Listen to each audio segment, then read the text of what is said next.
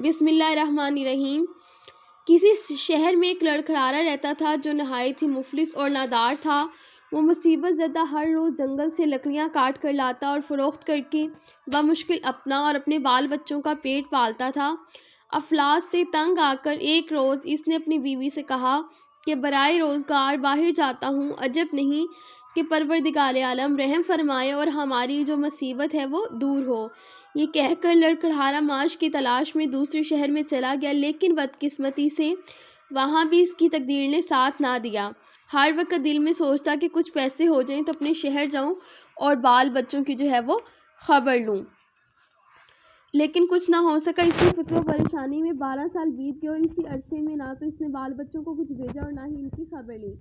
لکڑہارے کی بیوی اپنے خاوند کے چلے جانے کے بعد کچھ دنوں تک اس فکر میں رہی کہ میرا جو خاوند ہے وہ خرچ بھیجے گا، لیکن جب اس نے عرصے تک خبر نہ لی اور بیچاری پر فاقے گزرنے لگے تو لاچار ہو کر اس نے وزیر کے محل میں جروب کشی کی نوکری کر لی اور اپنا اور اپنے بچوں کا وہ پیٹ پالنے لگی۔ ایک روز لکڑہاری نے خواب میں دیکھا کہ وزیر کے محل میں جھاڑو دے رہی ہوں کہ یک مولا آقا دو جہاں جناب امام جعفر صادق علیہ السلام ماں اصحاب صحن خانہ وزیر میں تشریف لائے۔ اپنے اصحاب کی طرف متوجہ ہو کر فرمایا کہ آج کیا تاریخ ہے اور کون سا مہینہ ہے؟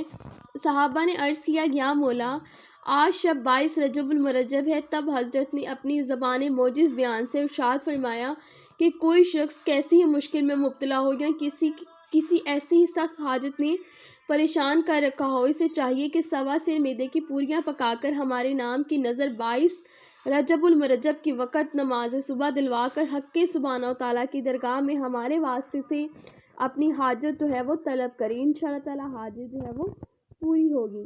جس وقت خواب میں لکڑہاری نے حضرت کا یہ کلام سنا، اسی وقت بصدقِ دل نظر کرنے کی نیت کر لی اور 22 رجب المرجب کو بوقت صبح نماز سے فارغ ہو کر نظر کو موافق حکم جناب جعفر صادق علیہ السلام پورا کیا۔ اب ذرا لکڑہاری کے شوہر کا حال سنیں۔ یہاں تو 22 رجب المرجب کو صبح یہ لکڑہاری نظر امام علیہ السلام دلا رہی تھی اور وہاں لکڑہارا درخت پر چڑھا ہوا لکڑیاں کاٹ رہا تھا، تو اس کے ہاتھ سے کلہاڑی چھوٹ کر زمین پر گری۔ اس نے کلہاڑی کو جو نکالا تو دفینے کا شبہ ہوا اور اس جگہ کو اس نے کھودا تو معلوم ہوا کہ ایک بڑا خزانہ دفن ہے۔ اس نے اس وقت تو اس کو پوشیدہ کر دیا، پھر تھوڑا تھوڑا لاتا رہا اور سامان سفر تیار کرنے لگا اور سارے دفینے کو نکال کر بڑے کروفر سے عازم وطن ہوا۔ اپنے رہنے کے لیے ایک عالی شان مکان بنوایا اور اپنے بیوی بچوں کے ساتھ آرام سے زندگی بسر کرنے لگا۔ ایک روز لکڑہاری نے اپنے خاوند سے ساری سرگشت بیان کی۔ جب اس نے نظر، تاریخ اور وقت بتلایا تو وہی تاریخ اور وہی وقت تھا جب لکڑہارے کو دفینہ ملا تھا۔ لکڑہارا بھی صدقے دل سے وہ ایمان لے آیا۔ اسی طرح ایک دن وزیر اعظم کی بیوی بالا خانے پر کھڑی ہوئی ہوا خوری کر رہی تھی۔ اس کو عالی شان مکان نظر آیا۔ اس نے اپنی کنیزوں سے دریافت کیا کہ یہ مکان کس کا ہے۔ کنیزوں نے بتایا کہ اس لکڑہاری کا ہے جس کی بیوی یہاں جروب کشی پر وہ ملازم تھی۔ یہ سن کر وزیر اعظم کی جو بیگم ہے اس کو جروب کش پر ملازم تھی، یہ سن کر وزیر اعظم کی بیگم نے لکڑہاری کو بلایا اور مفصل حال دریافت کیا۔ اس نے تمام حال بیان کیا، لیکن وزیر کی بیوی کو یقین نہ آیا، بلکہ دل ہی دل میں خیال آیا کہ اس کے خاوند نے رہزنی کی ہوگی جس کی بدولت یہ مالدار ہوا ہے۔ وزیر کی بیگم کا تو یہ خیال فاسد دل میں لانا تھا کہ اسی وقت وزیر اعظم پر مصیبت آئی کہ وزراء میں ایک وزیر اس کا دشمن تھا۔ اس نے موقع پا کر بادشاہ سے وزیر اعظم کی وہ چگلی کی اور اس نے غبن کیا ہے، حضور عالی جناب اسے طلب فرمائیں۔ بادشاہ نے اسی وقت وزیر اعظم کو بلا کر حساب طلب کیا۔ وزیر اعظم صحیح حساب نہ دے سکے اور بادشاہ غضبناک ہو گیا۔ وزیر اعظم کا سارا مال و اسباب ضبط کر کے اس کو اور اس کی بیوی کو نکال دیا۔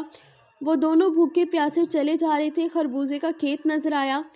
وزیر اعظم نے اپنی بیگم سے 2 درہم لے کر جو اتفاق سے اس کے پاس رہ گئے تھے، اس کا خربوزہ خرید کر رومال میں باندھ لے کے کسی جگہ اطمینان سے بیٹھ کر کھائیں گے۔ اتفاق سے جس دن وزیر اعظم پر عتاب آیا تھا، اس دن شہزادہ بھی شکار کو گیا اور رات تک واپس نہ آیا، تو بادشاہ نے پریشان ہو کر اپنے وزیروں سے مشورہ کیا کہ ساری رات گزر گئی اور شہزادہ ابھی تک واپس نہیں آیا۔ اسی وزیر نے جس نے وزیر اعظم کی چگلی کھائی تھی بادشاہ سے عرض کیا کہ مجھے ایسا معلوم ہوتا ہے کہ وزیر اعظم نے بوجہ دشمنی موقع پا کر شہزادے کو جو ہے وہ قتل کر دیا۔ یہ سن کر بادشاہ نے وزیر اعظم کی گرفتاری کا حکم دے دیا۔ سپاہی گئے اور وزیر اعظم اور اس کی بیوی کو پکڑ لائے۔ اس وقت تک وزیر اعظم نے اس خربوزے کو نہ کھایا تھا بلکہ اسی طرح رومال میں بندھا ہوا تھا۔ اسی حالت میں گرفتار ہو گیا۔ بادشاہ نے دیکھا کہ رومال میں سے خون چھلک رہا ہے اور رومال کھول کر دکھلایا تو اس میں شہزادے کا سر جو ہے وہ نظر آیا۔ خون چھلک رہا ہے اور رومال کھولا گیا تو اس میں شہزادے کا سر نظر آیا۔ بادشاہ اپنے بیٹے کا سر دیکھ کر رونے لگا اور حکم دیا کہ رات بھر وزیر کو ہے جو وہ قید رکھو اور صبح کو جو ہے وہ قتل کر دینا۔ وزیر اعظم اور اس کی بیوی جیل بھیجی گئی۔ وزیر اعظم نے اس کی بیوی سے دریافت کی، یہ بات اب تک معلوم نہیں ہو سکی کہ ہم پر ناگہانی مصیبت ہے جو وہ کیسے آئی ہے، کون سا گناہ ہم سے ایسے سرزد ہوا ہے جس کی سزا جو ہے وہ بھگت رہے ہیں۔ اس پر وزیر اعظم کی بیگم نے لڑکھارے کا جو قصہ تھا جو وہ ہے وہ منو من بیان کیا اور کہا کہ مجھے اس نظر پر جو ہے وہ یقین نہیں آیا اور حکم حضرت امام جعفر صادق علیہ السلام کا یقین نہ آیا تھا۔ وزیر اعظم نے اپنی بیوی سے کہا، اس سے بڑھ کر اور کیا خطا ہوگی؟ تو نے امام جعفر صادق علیہ السلام کے حکم کو جھٹلایا۔ توبہ کر، امام کا فرمان درست ہے۔ الغرض دونوں رات بھر گریہ وزاری کے ساتھ اپنے گناہوں کی معافی مانگتے رہے، صدقے دل سے اس نیاز کی نیت بھی کی۔ خداوند عالم نے ان کی توبہ قبول کر لی اور الصبح شہزادے نے شکار سے واپس آ کر بادشاہ کی قدم پوسی حاصل کی۔ بادشاہ نے شہزادے سے دریافت کیا کہ اے نور چشم، تم اتنے عرصے تک کہاں رہے؟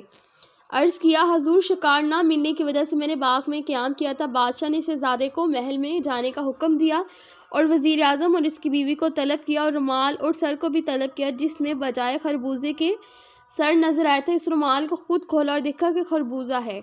بادشاہ سخت متعجب ہوا اور وزیر اعظم سے دریافت کیا کہ کیا معاملہ ہے؟ وزیر اعظم نے جو واقعہ اپنی بیوی سے سنا تھا منوون بیان کر دیا۔ بادشاہ یہ سن کر لڑکھارے اور لڑکھارے کی بیوی کو طلب کیا اور اس سے حال دریافت کیے۔ انہوں نے تمام واقعہ بیان کیا جس کو سن کر بادشاہ بھی بصدقے دل سے ایمان لے آیا اور وزیر اعظم کو اپنے عہدے پر فائز کر دیا اور چغل خور جو وزیر اعظم ہے اس کو سزا دے کر نکال دیا۔ خداوند عالم جس طرح وزیر اعظم اور لڑکھارے کے دن پھرے، مومنین کے مقاصد اسی طرح تمام مومنین و مومنان کے مقاصد دل بر آئیں۔ آمین ثم آمین۔